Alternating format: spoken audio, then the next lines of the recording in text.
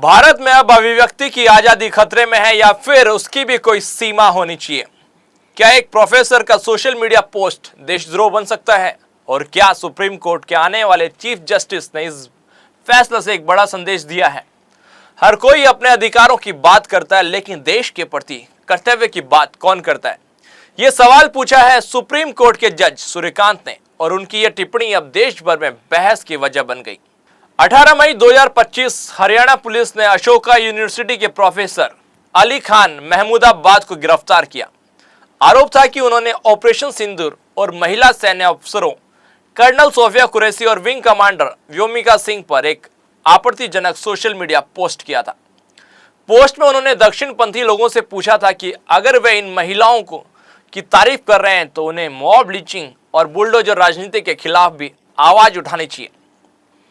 इस पोस्ट को लेकर आरोप लगे कि राष्ट्र विरोधी और सांप्रदायिक भावना भड़काने वाला है।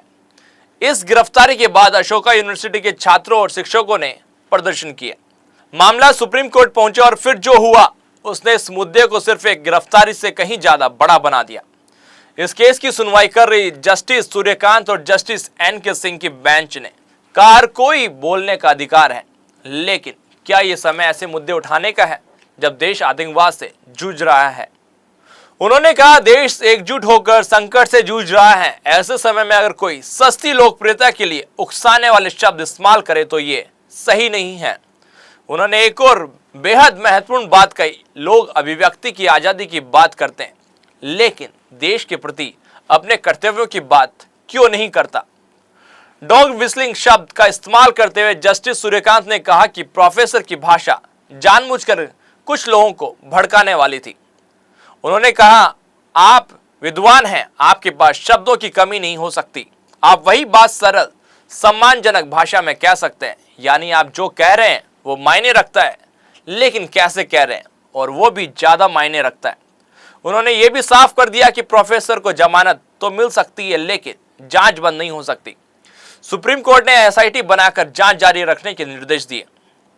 अब सवाल उठता है, क्या यह मामला सिर्फ एक प्रोफेसर और एक पोस्ट तक सीमित है, या फिर यह भारत की न्यायपालिका का वो रुख दिखा रहा है जो भविष्य में अभिव्यक्ति की आजादी और राष्ट्रीय सुरक्षा के बीच एक नई लाइन खींच सकता है? याद रखिए, जस्टिस सूर्यकांत वरिष्ठता के अनुसार भारत के अगले चीफ जस्टिस हो सकते हैं। उनका कार्यकाल नवंबर 2025 से फरवरी 2027 तक हो सकता है।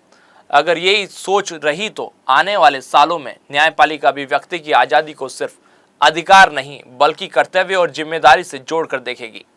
क्या सोशल मीडिया पर लिखी गई एक पोस्ट किसी की गिरफ्तारी की वजह बन सकती है? क्या हम इतने संवेदनशील हो गए कि हर राय राष्ट्र विरोधी लगने लगी है, या फिर हम इतने गैर जिम्मेदार हो गए कि बोलते समय देश की स्थिति और संवेदनशीलता का ध्यान नहीं रखते? अधिकार के साथ कर्तव्य भी जरूरी है, और शायद यही संदेश भारत के सर्वोच्च अदालत हमें दे रही है। कमेंट में हम बताएं कि जस्टिस सूर्यकांत की टिप्पणी आपको सही लगी। वीडियो को लाइक कीजिए, शेयर कीजिए और चैनल को सब्सक्राइब करना ना भूलिए। बने रहिए जनता दरबार न्यूज के साथ। मुझे दीजिए इजाजत। नमस्कार।